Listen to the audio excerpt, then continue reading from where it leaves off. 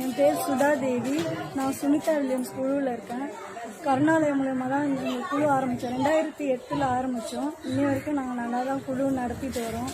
இந்த குழு மூலயமா நாங்கள் நிறைய விஷயம் கற்றுக்கிட்டோம். பெண்கள் எப்படி முன்னேற்றம், எப்படி பாதுகாப்பு, நம்மளே பார்த்துக்கலாம், நம்மளை எப்படி சுயமாக வாழ கற்றுக்கிறது, இது எல்லாமே சொல்லி கொடுத்தாங்க. எங்களுக்கு தைரியம் கொடுத்தாங்க. அப்புறம் லோன் வாங்குறது எப்படி, இதெல்லாம் கற்றுக் கொடுத்தாங்க.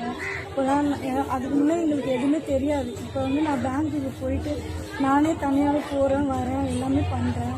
அப்புறம் குழுவில் காசு பிரித்து கொடுக்கறது, எப்படி சேமிப்பு போகுது, எப்படி இதெல்லாம் இந்த புக்கு மெயின்டைன்ஸ் பண்ணுறது, இது எல்லாமே சொல்லி கொடுத்தாங்க.